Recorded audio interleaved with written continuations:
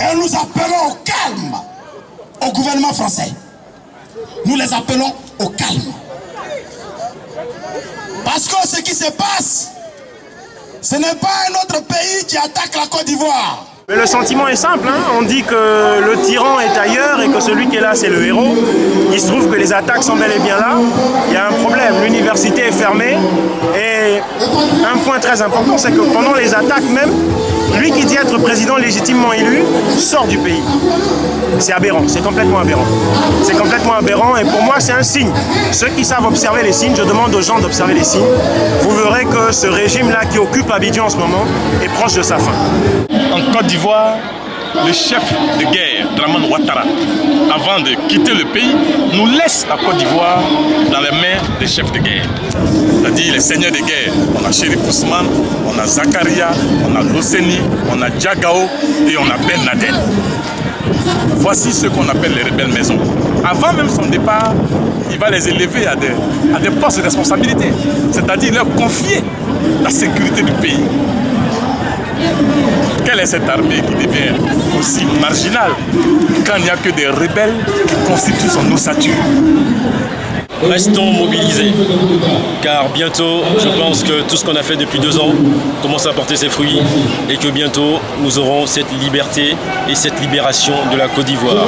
Donc par rapport à ça, je vous appelle tous à venir dans toutes nos mobilisations pour que cette mobilisation fasse en sorte que le président Laurent Gbagbo sorte de la prison, fasse en sorte que le train de la liberté que nous avons mis en place, ce train-là, soit votre train à vous. C'est le train de tous les Africains, c'est le train des Haïtiens, c'est le tien des Antillais, c'est le train des Camerounais, c'est le train des Sénégalais, c'est le train des Maliens et le train de tous ceux qui sont épris de liberté. La Côte d'Ivoire aujourd'hui est un pays dans les gouffres. Et ce gouffre est créé par une personne qu'on appelle Alassane Dramane Ouattara, qui a créé un problème religieux en Côte d'Ivoire, qui a créé un problème ethnique en Côte d'Ivoire, qui a créé un problème régional en Côte d'Ivoire. Je suis de la même région que Alassane Dramane Ouattara, mais aujourd'hui je suis sûr de la politique ethnocentrique d'Alassane Dramane Ouattara dans mon pays, qui fait qu'aujourd'hui Alassane Dramane Ouattara a monté les fils de la Côte d'Ivoire les uns contre les autres, les nordistes contre les sudistes, qui fait aujourd'hui que nous sommes en train de voir qu'il y a seulement du génocide dans notre pays. Pourtant, nous les nordistes, nous avons quitté notre partie du nord et nous sommes venus au sud. Et dans le sud, nous avons été accueillis. Mais au jour d'aujourd'hui, par la politique ethnocentrique de Alassane Dramane Ouattara, notre pays, la Côte d'Ivoire, est en train de connaître le mal que le Rwanda a connu, le mal que la Burundi a connu, le mal que le Congo est en train de connaître aujourd'hui. Qui a dit qu'il suffisait d'être installé dans un pays par une communauté dite internationale pour avoir la possibilité de gérer ce pays? Parlant justement de communauté internationale, précisons qu'il est impossible aujourd'hui de parler d'une communauté internationale quand un pays comme la Chine, plus d'1 milliard de personnes, n'en fait pas partie. Quand un pays comme la Russie n'en fait pas partie. De quoi est-ce que l'on parle quand il s'agit de la communauté internationale? Rappelons que le représentant de la communauté dite internationale en Côte d'Ivoire aujourd'hui a failli. On a bien les preuves qu'il n'est pas à la hauteur pour plusieurs motifs. Non seulement un certain nombre d'éléments qu'il n'arrive pas à gérer en Côte d'Ivoire, mais surtout parce que, alors qu'un certain nombre de situations se déroulent en Côte d'Ivoire, il est à l'extérieur de la Côte d'Ivoire. La Côte d'Ivoire est sous occupation aujourd'hui, il faut le dire, et employer les mots qu'il faut. Et le maréchal Pétain de la Côte d'Ivoire n'est pas à la hauteur. Aujourd'hui, Dramane Ouattara lui-même, il respecte le génie de Gbagbo Laurent parce qu'il comprend pourquoi Gbagbo Laurent avait initié les accords de paix de Ouaga. Parce que les accords de paix de Ouagadougou étaient la clé de la sécurité en Côte d'Ivoire. Donc il y avait la répartition, on avait parlé de cantonnement, démobilisation et réinsertion des rebelles. Nous, l'État de Côte d'Ivoire ne connaît pas les FRC. L'État de Côte d'Ivoire connaît les forces nouvelles. Les FRC, c'est une création dans un hôtel. Elle n'a aucun label de l'État. On a essayé de la transformer comme on pouvait, mais ce n'était pas ça. Et aujourd'hui, le monde entier est étonné de constater qu'en Côte d'Ivoire, il y a encore une crise. Mais je voudrais dire au monde entier qu'en Côte d'Ivoire, c'est Ouattara qui se bat contre Ouattara. C'est la guerre Ouattara contre Ouattara. Le peuple n'y est pour rien. Les sympathisants et les pro-Gbagbo, ils sont pour rien. Les pro-Bédié n'y sont pour rien. Les pro-qui vous voulez n'y sont pour rien. C'est une affaire de voyous. On est dans le même schéma que dans les Zaïre. Quand Kabila Père devait chasser Mobutu, ils ont ramassé tous les voyous qui traînaient dans la région des Grands Lacs, à qui ils ont donné des armes pour faire la guerre. Après, on voulait s'en débarrasser. Kabila a fini comme une balle dans la tête. C'est pareil avec le FRC. C'est pour cela qu'en tant qu'Ivoirien, en tant que nordiste ivoirien, je demande à mes parents du Nord de se lever et de dénoncer cela. De dire à Alassane Dramane Ouattara que 20 ans après lui, 40 ans après lui, que la Côte d'Ivoire n'a jamais été comme ça. La Côte d'Ivoire du football a été une Côte d'Ivoire où les nordistes étaient en symbiose avec les sudistes, où les nordistes étaient toujours avec tous ceux qui les ont accueillis. Les champs de cacao, les champs de café ont été des champs qui ont été cultivés par les nordistes dans la région des sudistes, dans la région ouest de la Côte d'Ivoire. Aujourd'hui, les génocides là où ils se passent, ces génocides en train de se passer chez les Ouai. Or, ce sont les Ouai qui ont accueilli les nordistes, principalement les Sénoufos, principalement les Malinqués de Touba, les Malinqués d'Ogéné, les Malinqués de Ségéla. Et voilà aujourd'hui qu'on trouve que ce sont ces Malinqués-là qui se lèvent avec une autre population appelée le Burkina Faso, dont notre pays est occupé aujourd'hui comme la France a été occupée par l'Allemagne. Aujourd'hui, le peuple noir est le seul quasiment à ne pas se représenter le danger qui lui court après, le danger qui est devant lui. Ce danger, c'est quoi? C'est l'extermination. On court droit vers notre extermination, un mur qui au fond n'est autre que notre extermination. Alors je vais passer parano pour beaucoup d'entre vous qui vont se dire, bah tiens, il exagère quand même celui-là, c'est un parano. Mais j'en veux pour exemple simplement le cas d'Afrique du Sud et le cas de l'île qu'on appelle aujourd'hui Diego Garcia, qui au fond s'appelait le Chagos, où habitaient les Chagosiens, qui en 1973, si je ne me trompe pas d'année, ont été déportés de leur île, tous dans leur ensemble. C'était des Noirs qui habitaient dans une île africaine. Le Chagos, qui aujourd'hui est appelé Diego Garcia, vous pouvez le vérifier partout, ont été déportés par les Américains sous prétexte que l'île était dangereuse.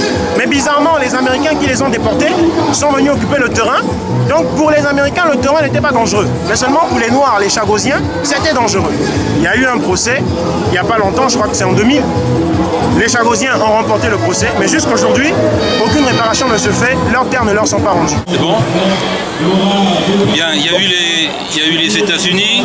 Petit à petit, les Blancs, les Occidentaux ont pris du terrain, ils se sont installés. Les Indiens sont parqués dans des réserves. Il y a eu l'Australie avec les aborigènes, on connaît le problème. La Nouvelle-Zélande un petit peu moins, et on a l'impression que petit à petit, c'est un petit peu ce que l'on recherche en Afrique. Vu la façon dont progressent les choses, on espère que ça ne se produira jamais, mais en fait l'histoire, le déroulement des faits nous donne l'impression que le but recherché est que les Africains subissent le même sort que les Indiens d'Amérique, le même sort que les aborigènes, le même sort que les Maoris.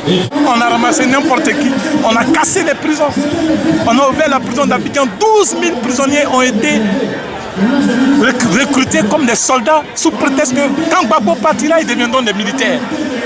Mais Gbagbo est parti, ils ne sont pas des militaires parce que l'armée a des critères d'insertion. Qu'est-ce qu'on fait de tout cela? Voici le problème de la Côte d'Ivoire. Dramane Ouattara est un chef de guerre, il est confronté à son destin. Il doit assumer, il n'échappera pas à son destin, c'est celui d'un chef de guerre. Pour l'Afrique du Sud, je dirais, nous avons eu sous ce régime qu'on appelait apartheid, le régime Botha et même avant Botha, donc ses prédécesseurs, nous avons eu sous ce régime des armes biochimiques dans les hôpitaux et compagnie, des armes qui étaient telles que quand c'était donné aux Blancs, si vous voulez c'est des médicaments, mais quand c'était donné aux Blancs, ça avait des effets bénins, comme on le dit en français, bénins. Mais quand c'était donné aux Noirs, ça avait pour effet de les castrer, de les tuer à petit feu, de provoquer des cancers, toutes sortes de maladies bizarres. C'est prouvé. Vous pouvez faire des recherches sur Internet, il y a celui qu'on appelle le docteur Lamort. Tout ce que je dis, je me fonde sur des faits. Je ne suis pas du tout dans une histoire de conspiration ou de complot, je sais pas. Je parle des faits. Donc vous pouvez, vous, faire vos recherches, comme moi j'ai eu à les faire, rassembler ces faits-là, faire des recoupements, etc. Et vous verrez que ce que je dis n'est pas tant que ça caricatural et n'est pas tant que ça faux. Au contraire, c'est bien proche de la réalité. Bon, le peu de réaction des Occidentaux, des Français, des Européens est surtout dû au fait du manque total d'informations, ou plutôt de la déformation des faits. J'en veux surtout à la presse, parce que quand je vois les informations et quand grâce en partie à Internet, grâce aux informations que j'ai par de la famille et des amis du pays, on comprend tout à fait que les Français, que les Européens en général, les les Occidentaux ne soient pas informés et ne soient quasiment indifférents à tout ce qui peut se passer. Donc aujourd'hui, il y a ce danger-là qui nous guette, le danger de l'extermination. Mais les Noirs n'en ont pas conscience. On nous dit oui, mais ils ne sont pas tous comme ça. Mais si ils ne sont pas tous comme ça, pourquoi ceux qui ne le sont pas, parmi les autorités occidentales, je ne parle pas des peuples blancs, je parle des autorités blanches. Pourquoi parmi eux, s'ils ne sont pas tous mauvais, s'ils ne sont pas tous pour notre extermination, pourquoi parmi eux, ceux qui sont bien, n'agissent pas en notre faveur? Où sont les résultats? Voici, je pose une question. Où sont les résultats concrets qu'ont apporté ceux d'entre les autorités blanches qui sont pour notre survie? Où sont les résultats? Si vous en connaissez, je serais bien ravi que vous m'en rapportiez. Vu ce qui s'est passé, vu les actions de Sarkozy, la plupart d'entre nous avons voté pour Hollande, non pas par affinité pour bien qu'on soit plus de gauche que de droite, mais c'est surtout pour se débarrasser de Sarkozy. Voilà, on a surtout voté dans ce but-là. Mais on espérait quand même quelque chose venant de sa part, d'autant plus qu'en tant qu'homme de gauche, on pensait que vraiment il agirait d'une manière différente, et malheureusement, on a l'impression que ça évolue pas, que rien ne change. En tout cas, c'est encore... Peut-être avec Sarkozy, au moins il a annoncé la couleur. Tandis que lui maintenant, il nous promet beaucoup de choses, mais malheureusement on a l'impression que rien ne bouge, quoi. Nous demandons aux Ivoiriens, nous demandons à tous les Ivoiriens de se lever comme les Français se sont levés en 1941 par le cri de Charles de Gaulle lorsqu'il était en Angleterre pour demander aux Français de libérer la France. Il faut que nous les Ivoiriens, qui soient du Nord, du Sud, qui s'appellent Diaby, qui s'appellent Mamadou, qui s'appellent Touré, qu'on se lève et qu'on dit non à cette politique génocidaire de la Alassane Dramane Ouattara, afin que la Côte d'Ivoire puisse connaître un État démocratique, un avènement réel dans le Conseil des Nations, avec des visions qui doivent être des visions partagées, comme le président Laurent Gbagbo l'a toujours fait, qui a toujours nommé au poste de commandement des personnes qui ne sont pas de sa tribu. C'est ce qu'on appelle la politique. On ne nomme pas seulement que des personnes dans ta tribu pour dire qu'on est en train de faire de la politique. Et monsieur, voilà ce que j'avais à dire à Alassane Dramane Ouattara. Voilà ce que j'avais à dire au monde entier pour dire que notre pays aujourd'hui est en train de connaître le génocide. Le génocide, c'est-à-dire on est en train de tuer des peuples parce qu'ils ont supporté Laurent Gbagbo. On les tue par les cartes d'identité, on les tue par les noms, on les tue par les prénoms. Je demande au peuple digne de Côte d'Ivoire de rester debout, de se mobiliser pour le départ de Ouattara cette année 2012, pas après. Maintenant, pas après. Si le changement en France a été pour maintenant, nous disons qu'en Côte d'Ivoire, le changement aussi c'est maintenant.